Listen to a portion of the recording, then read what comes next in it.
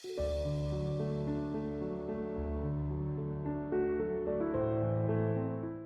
everyone, this is Monika from Godrej Capital. I've been with Godrej Capital now for close to 2 years and my role is Chief of Staff to the CEO. Prior to GC, I've spent almost 17 years in financial services across various functions and across geographies. So I've worked into analytics, I've worked into business, I've worked in product. I have worked with Central America, Latin America, US, UK, Europe and APAC as well. So my experience span across verticals and across geographies. Continuously keep myself out of comfort zone. So as and when I start feeling that I am in comfort zone, I strive to move out of it. For me, continuous learning and investment in that is my primary goal, and this, this is something that I have taken up from the people that mentors or bosses that I have worked around, the people that I admire. That one needs to keep investing in their learning, in their journey, and keep picking up new skills. And you'd never know when this skills might help you out. When you are ready for a bigger roles, you have applied or you have gathered all that skill set which is needed for you to be successful in the job.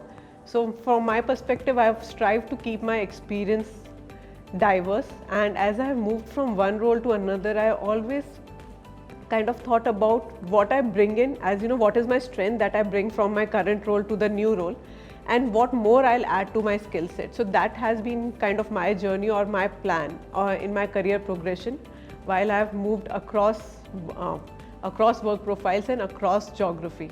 To happen is, as we climb the ladder, we end up in more male dominating situations where sometimes it could feel exclusionary.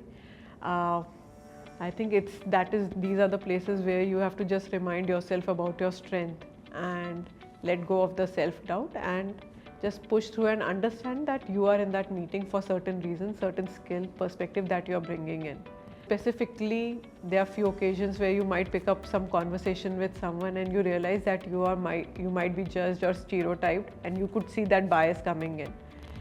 Again, it points to the same thing, that you have to be confident in yourself, and sooner or later that stereotype or that bias breaks in. I think the value that resonates with me is be bold. Personally, myself, I believe in challenging myself, whether it is running that extra mile or pushing for one more rep while I work out, or stepping in when stepping back feels much more of an easier option. And this is what I bring with myself to the office, where I like to challenge the status quo and push myself and people around me to do things little differently, little over time. So that's how I work around it. I think female leaders bring about a different perspective to any meeting room or in whatever rooms they are. I think the collaboration and the emotional intelligence and the read of the room that a female leader can do is much more different than what a male leader can do. And those are our inherent capabilities per se. It's not something that we have to work on. We come with those strengths, and those are the strengths that we can always lean into. I've always been active, so it's not something that I have started now. And I think as we grow, the different responsibilities that come our way, it's always difficult to find time for yourself.